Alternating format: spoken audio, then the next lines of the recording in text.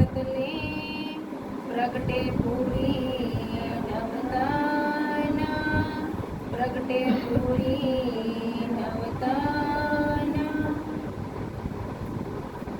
આ સંસારની અંદર નામધણીજી સ્વયં આવ્યા અને એવું તારતમ જ્ઞાન લઈને આવ્યા કે જેના દ્વારા સંસારના તમામ જીવોને અખંડ મુક્તિનો ઉપહાર પ્રાપ્ત થાય। તો કીધું કે આ સંસારની અંદર એવું જ્ઞાન આવ્યું કે જે જ્ઞાનથી પૂરા સંસારની અંદર અખંડ કોને કહેવાય, એવું જાગ્રત બુદ્ધિનું જ્ઞાન કોને કહેવાય કે જેના દ્વારા કીધું કે સંસારના ધર્મ ગ્રંથોની અંદર લખાયેલી તમામ ગોપનીય વાતોને ખોલી દીધી। તો આ સંસારની અંદર કીધું કે પહેલા એવું કયું જ્ઞાન હતું કે જેને આ સંસારની અંદર એક પરમાત્માની વાત તો કીધી પણ કોઈ એ પરમાત્માને ઓળખી શક્યું નહીં। તો કીધું કે એ સ્વપ્નાની બુદ્ધિનું જ્ઞાન હતું, એટલે ધર્મ ગ્રંથોની અંદર આવેલી વાતને પણ કોઈ પ્રમાણિત કરી શક્યું નહીં। તો એવું જાગ્રત બુદ્ધિનું જ્ઞાન આ સંસારની અંદર આવ્યું કે 14 લોક નિરાકારથી પરે શું આવ્યું છે, તો એની કીધું કે આજ સુધી કોઈને ખબર પણ હતી નહીં। તો એવું જાગ્રત બુદ્ધિનું જ્ઞાન સૌથી પહેલા કીધું કે ક્યાં અવતરિત થયું, તો કીધું કે એવી છે પૂરી। કીધું કે પૂરી તો ઘણી બધી છે આ સંસારની અંદર, પણ એવી મધ્યમાં જે પૂરી કીધું કે જેનું નામ નવતન પૂરી કીધું। કે નવતન એટલે કે જ્યાં નવી જ લીલાઓ અવતરિત થઈ, કે જે લીલાઓ ક્યારે આ સંસારની અંદર પ્રગટ નહોતી થઈ, એવી નવતન લીલાઓ આ સંસારની અંદર પ્રગટ થઈ, એટલે એને શું કીધું, નવતન પૂરી કીધું। કે જ્યાં જુઓ આજ સુધી પરમધામની લીલાઓ વિશે કોઈ સાંભળ્યું પણ નહોતું, પરમધામ ક્યાં આવ્યું એની વાત પણ કોઈએ કરી નહોતી, એવા પરમધામની કીધું કે વાતો સદગુરુએ ક્યાં બેસીને કરી કે જામનગરની અંદર, જેને નવતનપુરી પણ કીધું કે એ નવતનપુરીની અંદર એવી વાતો થઈ અને એવું જ્ઞાન ત્યાં આવ્યું, એટલે એને શું કીધું કે જાગ્રત બુદ્ધિનું જ્ઞાન, કે જે અક્ષર બ્રહ્મ પણ કીધું કે પરમધામની અંદર રહેવા છતાં રંગ મહોલની અંદરની લીલાઓને જાણતા નહોતા, એ પણ કીધું કે ક્યારે એ જાગ્રત બુદ્ધિ આ સંસારની અંદર આવી અને ધણી સ્વયં આવેશ સ્વરૂપે ઇન્દ્રાવતીના ધામ હૃદયની અંદર બિરાજમાન થયા।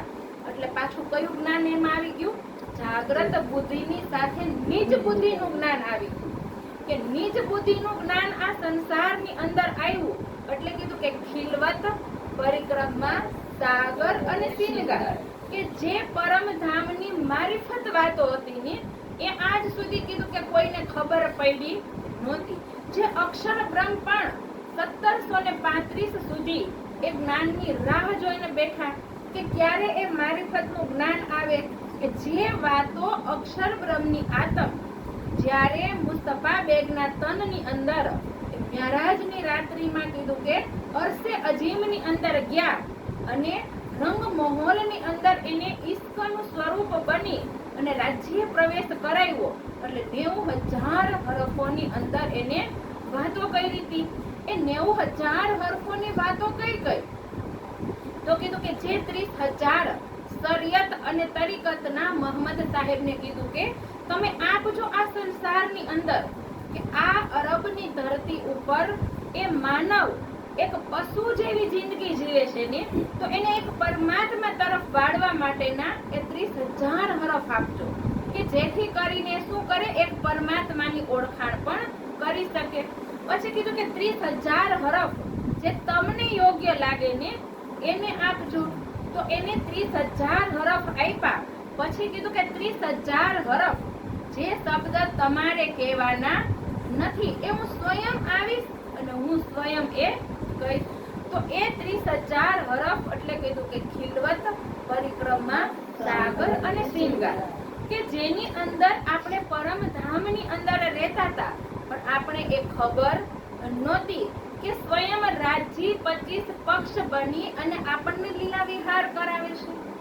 આપણે તો માત્ર એ 25 પક્ષને જોતા હતા કે 25 પક્ષની અંદર ભોજ કોસર, માણેક પહાડ, પુખરાજ પહાડ, 8 સાગર, બડી રાંગ, છોટી રાંગ જેની શોભાને જોતા હતા. પણ એ સાગર બની અને આપણે આનંદ કોણ આપી રહ્યું હતું? એ ફૂલબાગ બની આનંદ કોણ આપી રહ્યું હતું? જ્યારે શિંગારની અંદર એ નાસિકાની શોભાનું વર્ણન આવ્યું ને, તો જુઓ કે એ ફૂલબાગના ફૂલોની અંદર રાજી પોતાનું હૃદય જો સુગંધિત કરે છે. પણ આપણે ક્યારે ખબર નથી કે ફૂલોની અંદરથી સુગંધ ક્યાંથી આવી રહી છે? આપણે એ ખબર નથી. એ મારિફત રાજીની આ સંસારની અંદર કીધું કે એવું નીચ બુદ્ધિનું જ્ઞાન આવ્યું ને, જે અક્ષર બ્રહ્મ પણ એની રાહ જોઈને બેઠા હતા, એવું જ્ઞાન આ સંસારની અંદર આવ્યું. તો કાલે જ સહુરની આજ જ ચોપાઈ હતી ને કે વતન કે અંકુર બિના દુની કરત કઈ બલ. તો મુક્ત સુખ ઈ તો હોય સી, પણ ધામ નેચલ કેવી રીતના પામી શકે? કે જો આ સંસારની અંદર વતનના અંકુર વગર શું આ સંસારમાં કોઈ પરમધામના સુખનો આનંદ લઈ શકે? દુનિયાના જીવો કીધું કે કેટલું પણ બળ કરે ને, પણ છતાંય તારતમ જ્ઞાન મળી ગયું એને, પણ અખંડ પરમ ધામ એને મળી શકે નહીં. જો 3 સૃષ્ટિની વાત કીધું કે કુરાનની અંદર પણ કરી ને કે જીવ સૃષ્ટિ, ઈશ્વરી સૃષ્ટિ અને બ્રહ્મ સૃષ્ટિ, જેના ઘર અલગ અલગ છે, જેના સ્વામી પણ અલગ અલગ કીધા ને, કે બ્રહ્મ સૃષ્ટિ કીધું કે ક્યાંથી આવી? ઈ પરમ ધામથી આવી. અને બ્રહ્મ સૃષ્ટિનું પરાતમનું તન પરમ ધામની અંદર છે. એની સુરતા આ સંસારની અંદર આવી. હવે ફરી પાછી કીધું કે એ જાગ્રત થાય તો એ ક્યાં જાય? એ પરમ ધામની અંદર, એના મૂળ તનની અંદર એ જાય. અને જે અક્ષર બ્રહ્મે ધારણ કરી આ ખેલ જોવા માટે જે સુરતાઓ કીધું કે એનું આજ સુધી કોઈ ઘર છે નહીં. પણ જ્યારે આ સૃષ્ટિનો પ્રલય થાય પછી એ ઈશ્વરી સૃષ્ટિને કીધું કે સત સ્વરૂપની અંદર, જેને કીધું કે ત્રીજી બહિષ્ઠની અંદર એને ત્યારે એ સ્થિર થશે. જુઓ, એનું કોઈ મૂળ તન પણ નથી. પણ જ્યારે આ બ્રહ્માંડનો પ્રલય થયા પછી એ ઈશ્વરી સૃષ્ટિ કીધું કે બીજી બહિષ્ઠની અંદર જાય. અને જે જીવો આ સંસારની અંદર એ સુરતા બેઠી હતી ને, એના જીવો કીધું કે ત્યાં નૂરી તન ધારણ કરશે અને એ ઈશ્વરી સૃષ્ટિ પણ ત્યાં જ રહી જશે. પછી એને પરમધામનો આનંદ જેવો બ્રહ્મ સૃષ્ટિ લે છે ને, એવો એને ક્યાં મળશે? સત સ્વરૂપની અંદર મળશે. પછી કીધું કે ત્રીજી સૃષ્ટિ જે અક્ષર બ્રહ્મના મનની અંદર કીધું કે જે સંકલ્પથી નારાયણ ઉત્પન્ન થયા, અને એ નારાયણના સંકલ્પથી કીધું કે એકોહમ બહુશ્યામ, જે કહેવા વાળા આપણે જીવો ઉત્પન્ન થયા ને, હવે એ જીવનું તો કોઈ ઘર નથી. જે જીવને પણ નથી ખબર ને કે હું આ શરીર છોડ્યા પછી ક્યાં જવાનું છે, તો શું એ જાણી શકશે કે હું પરમધામથી આ સંસારની અંદર આવ્યો? એને ખબર જ નથી. કીધું કે જે જ્ઞાન પણ આ સંસારની અંદર આવ્યું હતું, એ જ્ઞાન દ્વારા પણ જીવ પોતાના અસ્તિત્વને ઓળખી શક્યો નહીં. એ તારતમ વાણીએ કીધું કે હું કોણ છું, ક્યાંથી આવ્યો છું અને મારી આત્માનો માલિક કોણ છે. કે જ્યારે બ્રહ્માત્મા આ સંસારની અંદર આવીને તો તારતમ જ્ઞાન દ્વારા ખબર પડી કે હું ઈશ આઈ ક્યો કર કહા હે તેરા વતન, ના તો કોણ પસંદગી રડકર કહો વતન. જ્યાં સુધી રાજ્ય ઓળખાણ ન આપે ને, ત્યાં સુધી આપણે આપણા સ્વયંની ઓળખાણ થાય. કીધું કે જેવી રીતના એક કૂવો હોય ખેતરની અંદર, અને કૂવાનું જળ તો કીધું કે પૂરા ખેતરની અંદર જાતું હોય ને, પણ એની અંદર બીજ કેવા કેવા હોય? એમાં કારેલાનું પણ વૃક્ષ હોય ને, પણ મીઠું જળ પીવે છતાંય કારેલું મીઠું બની શકે? એનો ગુણ કેવો છે? એનું બીજ કેવું છે? એને ગમે એટલું કદાચ મીઠું પાણી નાખીને તો પણ એ મીઠું થાય, એ કડવું જ રહે. પણ એક જ કૂવાનું જળ જો પૂરા ખેતરની અંદર જાય, પણ જેવા જેવા બીજ એની અંદર હોય ને, એવી એવી જ મીઠાશ પણ એની અંદર આવે. તો જો 3 પ્રકારની સૃષ્ટિ બનાવીને આ સંસારની અંદર, તો આપણે આવ્યા તો એ ત્રણ સૃષ્ટિની ઓળખાણ થઈને, નકર તો એક જ સૃષ્ટિ હતી, નહોતી ઈશ્વરી સૃષ્ટિ કે નહોતી બ્રહ્મ સૃષ્ટિ, તો એને ઓળખાણ કેવી રીતના થાય કે હું જીવ સૃષ્ટિ છું? થાય ઓળખાણ. કીધું કે ખેતરની અંદર જે આપણે પાક વાવવો હોય ને, તો એ જ બીજ એમાં નાખવું પડે. જો સિંગ વાવીને તો સિંગ જ પૂરા ખેતરની અંદર થાય, પણ એમાં વચ્ચે ઘાસને વાવવા માટે બીજ નાખવું પડે. એ કેવી રીતના? એ તો પોતાની સાથે મેળે જોગી થાય, એને કેવું ન પડે કે તું હોઈ ગયે. તો કીધું કે આ જ સંસારની અંદર તારતમ્ય વાણી આવી, તો જેટલો જેટલો અંકુર જેનો હશે ને, એટલી એટલી એની ઓળખાણ પણ એ કરી લેશે. પૂરી તારતમ્ય વાણી આ સંસારની અંદર આવી ગઈ. હવે એની અંદર આપણે કહીએ કે જાગ્રત બુદ્ધિનું જ્ઞાન તો મળી ગયું આપણે, પણ શું આપણે જાગ્રત થયા હજી? આપણે કહીએ કે જાગ્રત બુદ્ધિનું જ્ઞાન તો આપણી પાસે છે, અને કીધું કે આ દુનિયાના જે ભક્તો મોટા મોટા થઈ ગયા ને, એને પરમાત્માને પ્રાપ્ત કરવા માટે કેટલી મહેનત કરી લીધી, પણ છતાંય અહીંયા સુધી પહોંચી શક્યા? એ ન પહોંચી શક્યા. કીધું કે સ્વરૂપ ગ્રહીએ હક કા અપની રૂહ કે અંદર. હવે રૂહની અંદર એ સ્વરૂપ છે, તમે એને બહાર ગોતવા જાઓ તો મળી શકે ખરું એ સ્વરૂપ. રાજીએ કીધું કે મેં તમારા હૃદયને પરમધામ બનાવી દીધું, અને એ પરમધામની અંદર હું યુગલ સ્વરૂપમાં તમારા હૃદયમાં જ બેઠો છું.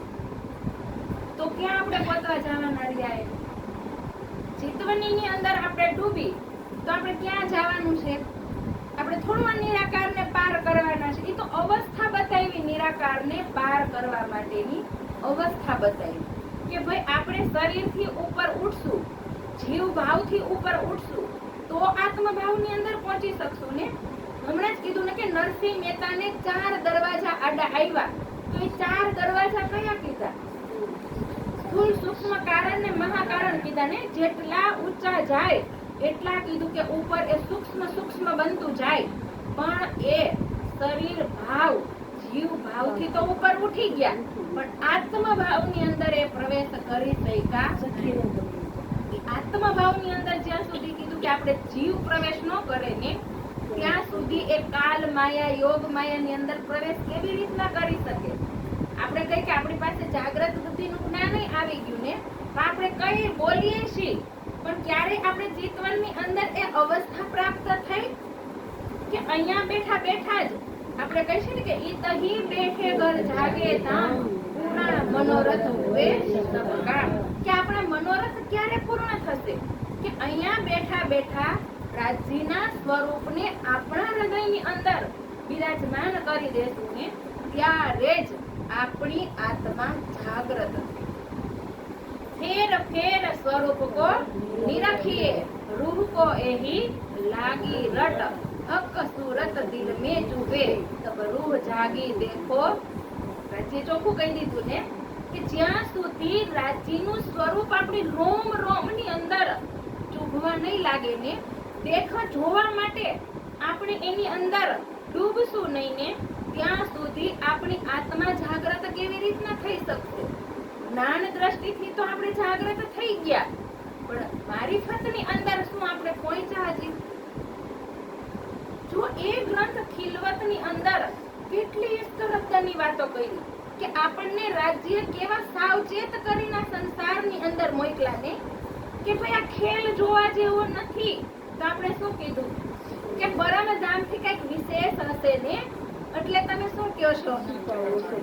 છુપાવો છો. તમે અત્યાર સુધી અક્ષર બ્રહ્મ અહીંયા રહેતા હતા, રોજ આવતા હતા ને, તોય અમે કોઈ દી જોવા તો તમે દીધા નહીં અમને. તો એનું એવું તો શું રહસ્ય છે? અક્ષર બ્રહ્મ છે કોણ?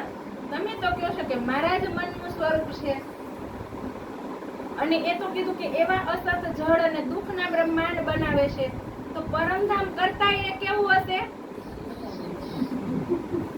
વિશેષ હશે ને. જે મારફત સાગરની અંદર પણ રાજ્ય એક એક વાત આપણને એટલી પ્રેક્ટિકલ સમજાવી છે ને, પણ છતાંય શું એ વાતને આપણે જાણી છીએ, છતાંય એની ઉપર અનુસરણ કરી છીએ આપણે? કરતા નહીં. વેદ શાસ્ત્ર પુરાણ કીધું કે મેં કોના માટે લખ્યા હતા? કાના માટે લખ્યા ને? તો શું એ દુનિયા એને સમજી શકી વેદ શાસ્ત્ર પુરાણ ને? એનો ભેદ પણ કોને ખોલ્યો? તારતમ્ય વાણી આપણને મળી તો આપણાથી જ ખુલ્યો નહીં એ ભેદ. શું સંસારની અંદર એ તાકાત હતી કે ધર્મ ગ્રંથોની સાક્ષી પણ ખોલી શકે? આજે ધર્મ ગ્રંથોને માનવા વાળા પણ એક પરમાત્મા સુધી પહોંચી નથી શક્યા એવું તારતમ્ય જ્ઞાન આપણે મળ્યું છે. અને આપણે કહીશું કે આવો અવસર કેમ ભૂલીએ, કારણ એક ખોડિયા. આપણે એના માટે તો શું કરીશું? દુનિયા એમાં જ લાગેલી છે ને, તો આપણે શેમાં લઈ ગયા? તો દુનિયાના જીવમાં ને આપણા જીવમાં શું ફરક છે? આપણે કઈ ફરક? દુનિયાના જીવો જો કેટલી ઊંચી ભક્તિ કરી અને ત્યાં સુધી પહોંચવાના પ્રયત્ન તો કરે છે, પણ આપણે તો પહોંચવાનું છે ક્યાં એનો પ્રયત્ન આપણી પાસે નથી ને આપણે. કારણ કે જુઓ કેટલા સંસારની અંદર 3 વાગ્યાથી ધ્યાનની અંદર બેઠા હોય. રાજ્યએ આપણને ચિતવણીનો સરળ માર્ગ બતાવી દીધો કે તારા જ ધામ હૃદયની અંદર યુગલ સ્વરૂપની શોભાને જોત. એ યુગલ સ્વરૂપની શોભામાં કીધું કે એના કેવા આભૂષણો, એની અંદર કેવા નગ જડેલા છે, જે વસ્ત્ર પહેર્યા છે ને એ વસ્ત્રના એક એક ધાગાની અંદર તું તારું ચિત્ત તો લગાડ કે ધાગાની અંદરથી કેવી તરંગો નીકળી રહી છે. અને એ તરંગો કીધું કે જ્યારે તારા હૃદયને પ્રકાશિત કરે ને તો પછી આ સંસારના સુખની અંદર શું ડૂબવાની ઈચ્છા થાય આપણે ખરી? મહામતી એ સુખની અંદર કીધું કે જુઓ ડૂબી ગઈ કે હવે મને આ સંસારના સુખોમાં કોઈ મોહ નથી. કીધું ને કે અબ હમ રહ્યો ન જાવહી દિલ મિલાવે બિન હૃદય ચળચળ આવહી સંસાર લગત હે. કે મારા હૃદયની અંદર હવે એ મૂલ મિલાવા કે જ્યાં આપણે બધી સખ્યાઓ બેઠી છે, આપણા પ્રાણ પ્રિયતમ કંચન રંગના સિંહાસન ઉપર બેઠા છે ને, બસ એ જ નૂરી સ્વરૂપની અંદર હું વારંવાર ડૂબી જાઉં. એ ચરણની અંદર હું વારંવાર ડૂબી જાઉં. ચરણનો ભાવ આવે એટલે એવું નહીં કે ચરણની જ શોભા એની અંદર, એક ચરણ કમલની અંદર કીધું કે પૂર્ણ સ્વરૂપ એની અંદર પરમ ધામના એક એક કણની અંદર કીધું કે યુગલ સ્વરૂપની શોભા ઝંકાર કરી રહી છે. પણ એ આપણે ક્યારે ખબર પડી? જ્યારે આ નીચ બુદ્ધિનું જ્ઞાન આપણે પ્રાપ્ત થયું.